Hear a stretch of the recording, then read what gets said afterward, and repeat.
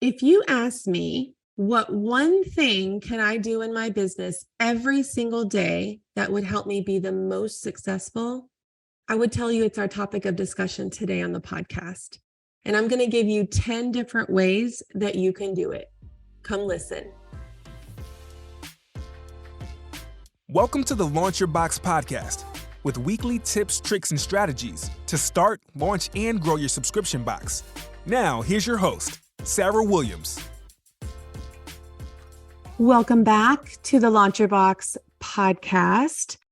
I am excited to be here with you today. As I'm recording this, I just got back from my mastermind event out in California, where I was hosting a 2-day mastermind for my mastermind members. And it was so good. But I shared with them one of my main goals for 2023 was to double my email list. And I talked a lot about how I want this to be one of their goals, not only doubling it, but just building their list, building their following all year round, so that when it comes to launch time, when it comes to new products or offerings, that we have consistently built a new list. What I know is that if you don't focus on building a list year round, the pool of people that you have to launch your subscription box to and to sell your subscription box to over and over becomes smaller and smaller if we're not replenishing that pool of people that we are selling to.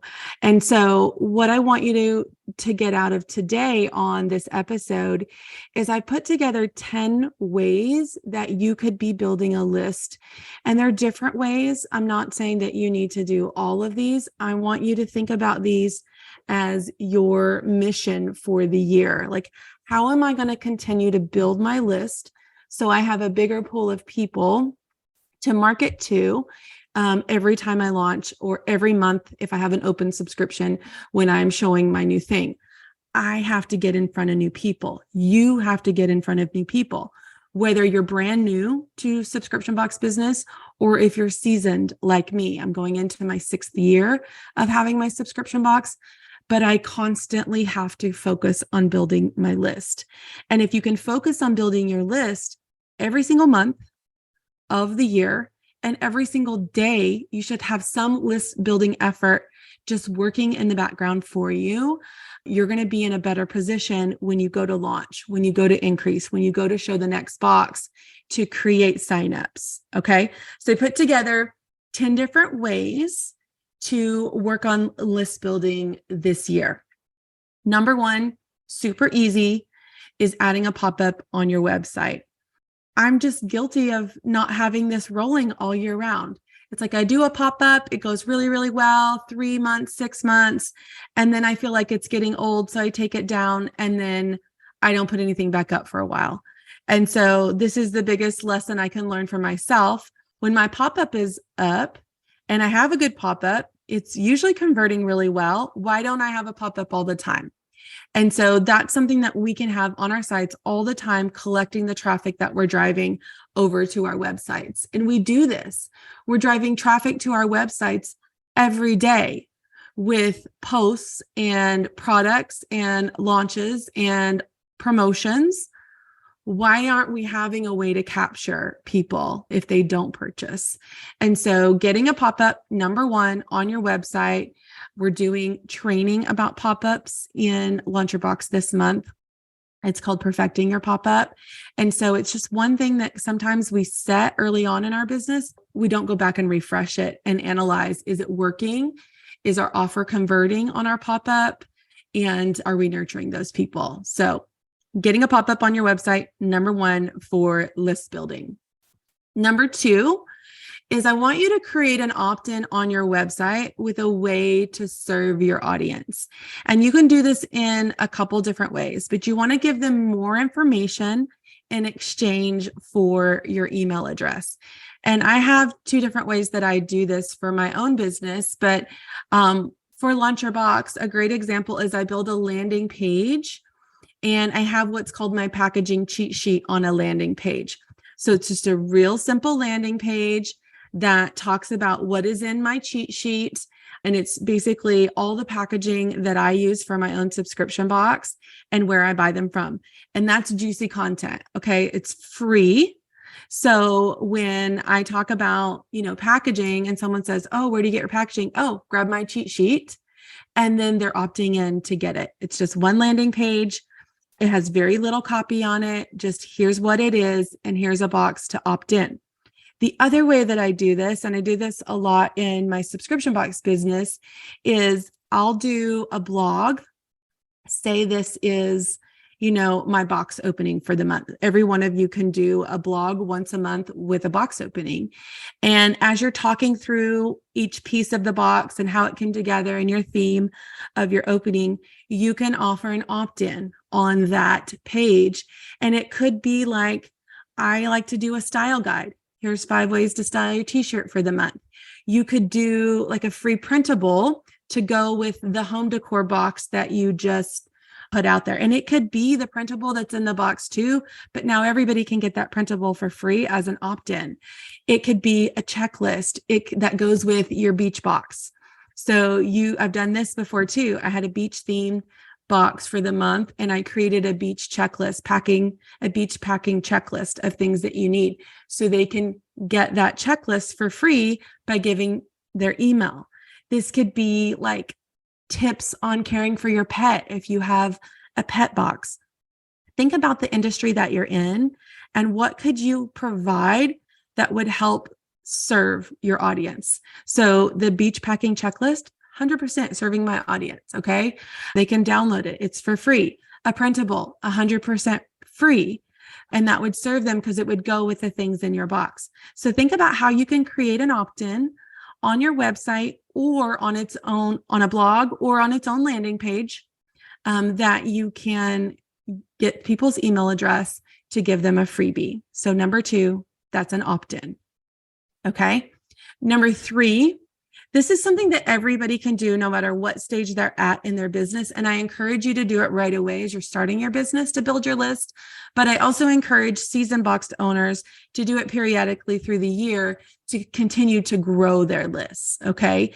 And that's run a giveaway. Number 3 is run a giveaway. We can do this. We have training on this inside Launcher Box on how to set up a giveaway, even if you don't have a website yet. But this is the first step. If you're trying to build a list from scratch, you can do this with a giveaway. It needs to align with your subscription box. So you want to make sure that whatever you're giving away goes with what is in the box. Like you don't want to give away like $100 gift card to Amazon because you're going to attract people that may or may not like your box. So we want to put together something that aligns with what you would ship in your subscription boxes. But running a giveaway is the best place to start building your list. When you're starting from scratch, it's really hard. So running a giveaway is easy. And then as you grow, if you continue to run giveaways periodically throughout the year, it's a way that you can continually funnel new people into that email list all year long. So number 3, run a giveaway. Number 4 is post a lead magnet on social media and run ads to it. Now, one of the questions that I get sometimes is, what is the difference between an opt-in and a lead magnet? They're virtually the same thing, but they're positioned differently. Okay. So an opt-in would be something that I put inside something else. Like you're coming to my website to look at my box opening, right? You want to go through my box opening. So you're coming to my blog to read about the box opening. And while you're there, there's an opt-in for more. Okay. So that would be an opt-in. A lead magnet is something that you're going to attract people to one-to-one. They're not coming in for something else and then opting in. It is a magnet. You're pulling people in for this thing. So your lead magnet and your opt-in could be the same thing, right? So if I put a printable as an opt-in in my box opening blog, okay, so free printable, it goes with the box this month. I could also use that printable as a lead magnet to draw you into my email list alone. So I would just post this cute printable on my social media. I would run paid ads to that, primarily to cold traffic so that I can get new people on my list. And it's called a magnet because I'm attracting you to opt in with this item. You're not going to something else and then finding an opt-in. The magnet part is I'm attracting you to do this. You can do this with an ebook. You can do this with a checklist. I did this with my cheat sheet. So you can use a lead magnet and an opt-in the same way. You just call them something different based on the way you're using it. So it could be the same thing. So like in my coaching business, I have about 5 different things, 5 different lead magnets that are also opt-ins to blogs or podcasts. And so I can create these 5 things, and then they're interchangeable with other things that I talk about. So they can be ran as lead magnets. They can also be inserted into other material that people are consuming as an opt-in. So number 4, you'd want to post a lead magnet on your social media, and you can run ads to that lead. This could be lots of different things. This could be a free gift with purchase. This could be an ebook about, say you have a craft box and you want to, my top 10 crafting supplies that I have in stock all the time. Great lead magnet. This could be different things that would serve your audience. So think about the type of box that you have and how something like this could serve them. And then that's a great indication of they will like your things because your lead magnet aligns with your box. And so they would also like your box. Okay. Number 4, lead magnet. Number 5 would be having an email opt-in at checkout. So when someone goes to your shop and they buy a product for the first time, there needs to be a little box at checkout that says, I want to sign up for email marketing with you. And it needs to be checked. And so what we like to do is have it automatically checked. And then if that person doesn't want emails from us, they can uncheck it.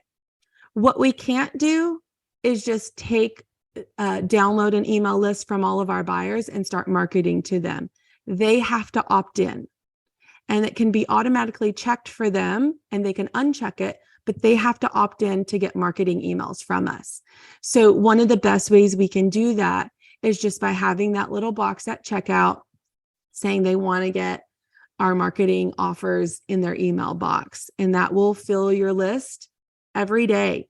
If you're making sales every day, that will add emails to your list every single day. Number 5, add an email opt-in at checkout. Okay, so let's go back on the first 5. We did add a pop-up to your website. Number 2, create an opt-in with a landing page or a blog on your website. Number 3, run a giveaway. Number 4, create a lead magnet and run paid ads to it. And number 5, add an email opt-in box at checkout. Okay, so that was our first 5. Number 6 is to create a fun quiz that they need to give you their email address to get the answers to. You see these all over. I see them all over Facebook all the time. Just a fun quiz that they can opt in. We're working on one right now for my subscription box business, and it's called What Style Monogram Are You?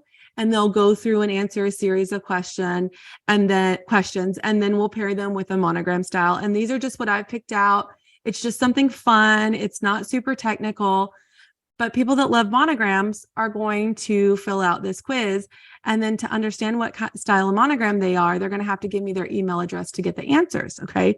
So it's just a fun way for people.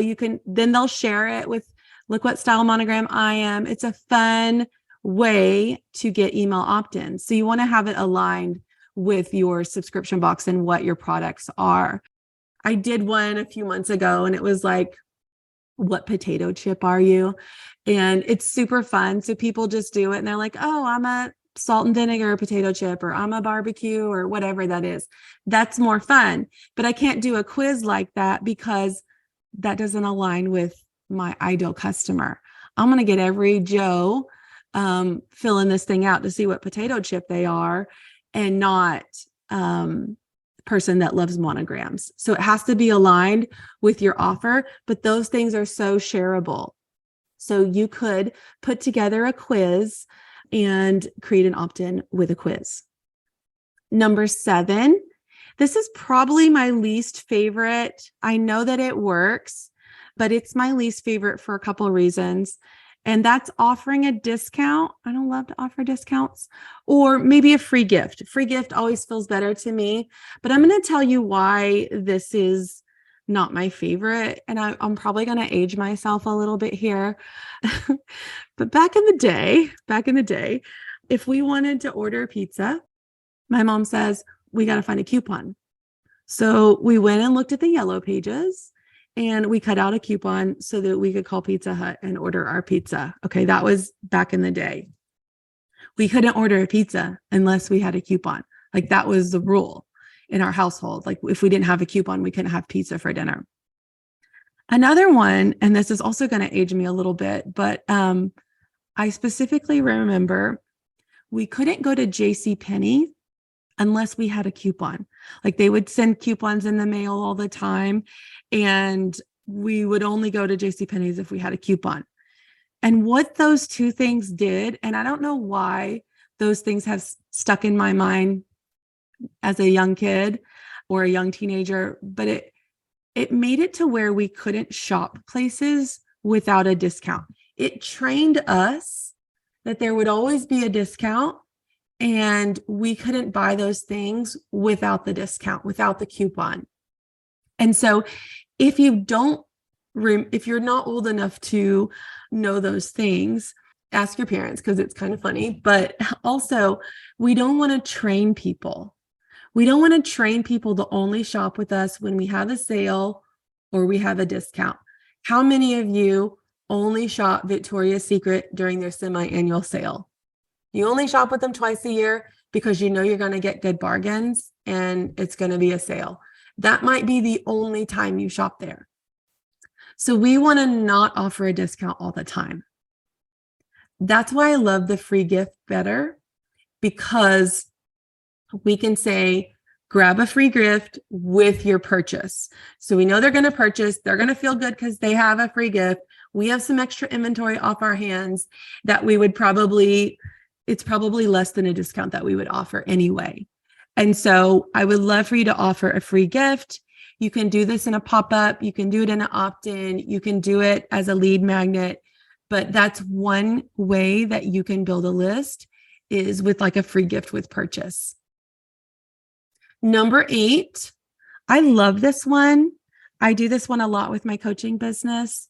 I don't do it with my subscription box only because I don't teach anything with my box, but I feel like this would be a great one for all the DIY boxes or the art boxes or any box that you have that would be teaching something, like a fitness box or a health and wellness box where you could teach like meal prep or something like that.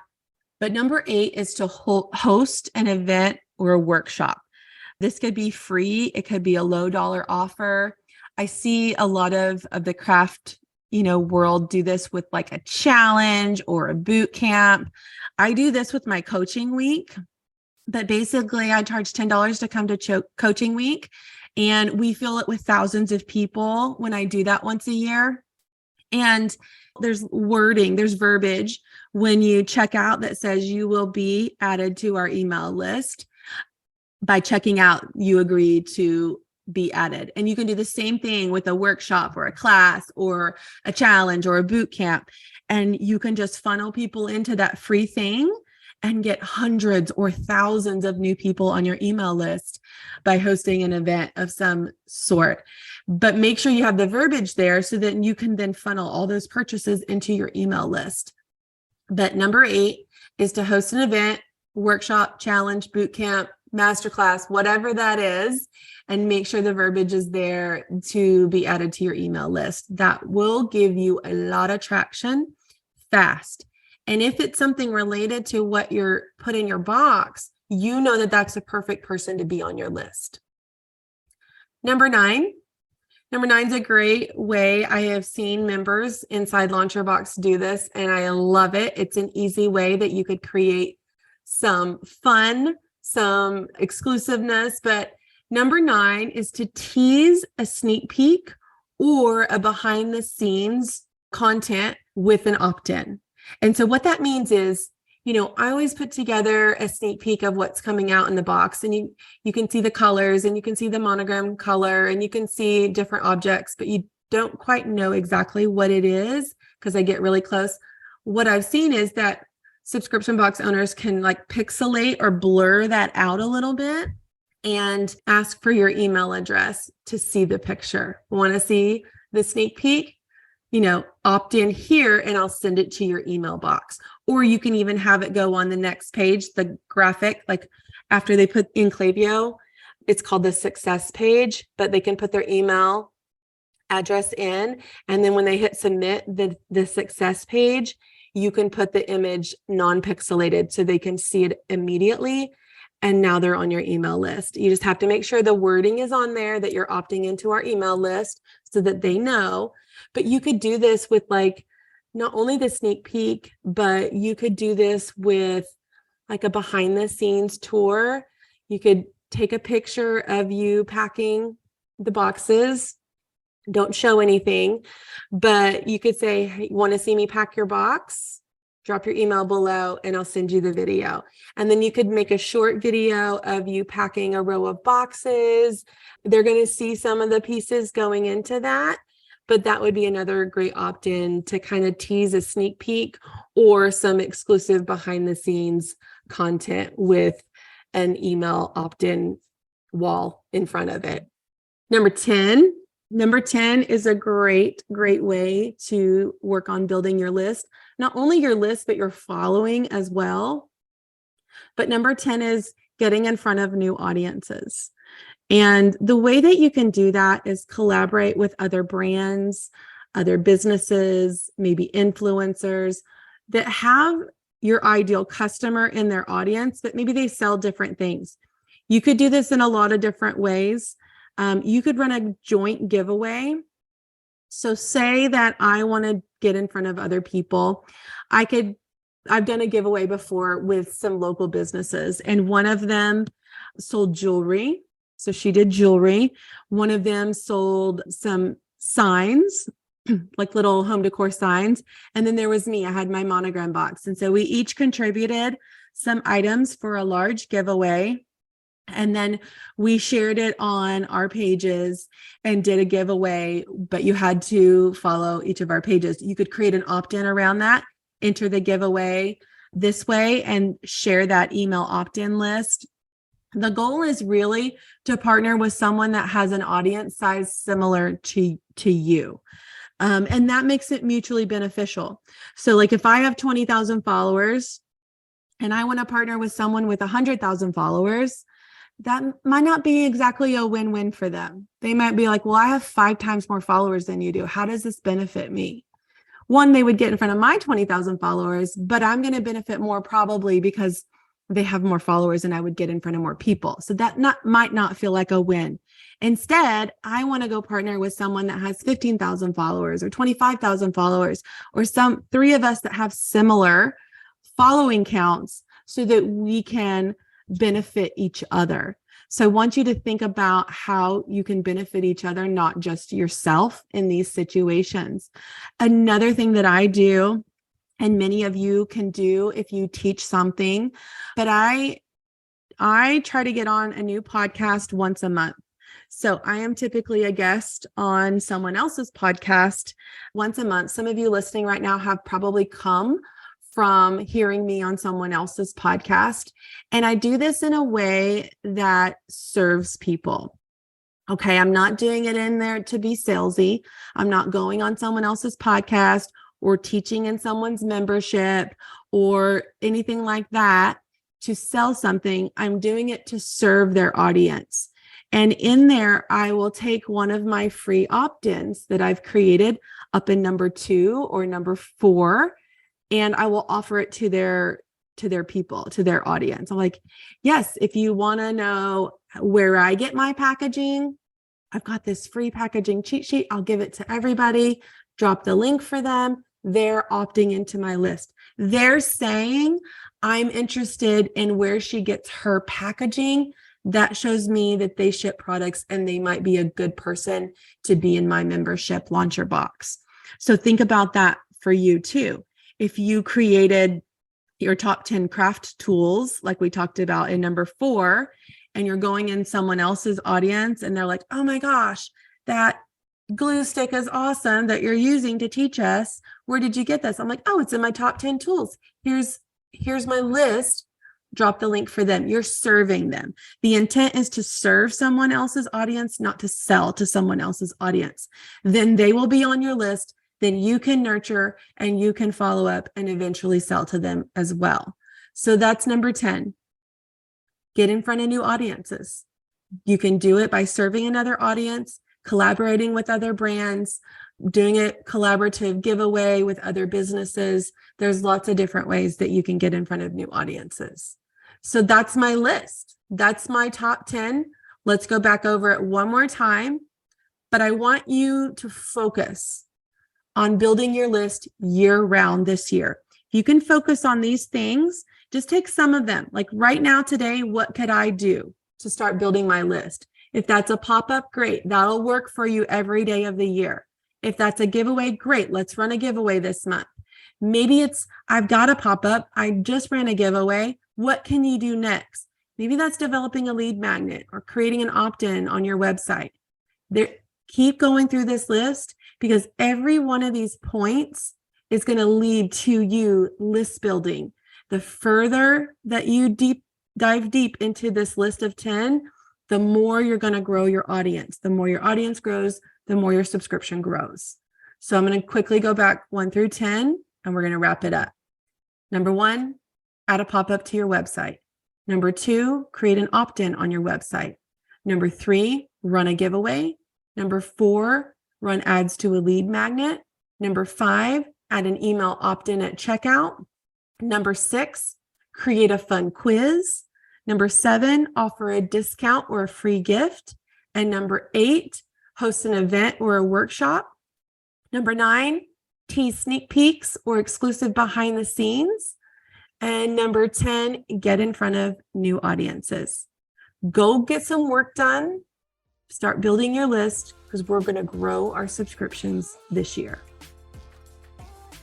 If the idea of creating a subscription box is swirling around in your head, I encourage you to head over to launchyourboxwithsarah.com, get on our waitlist, and grab some of our free downloads to help you get started. That's launchyourboxwithsarah.com.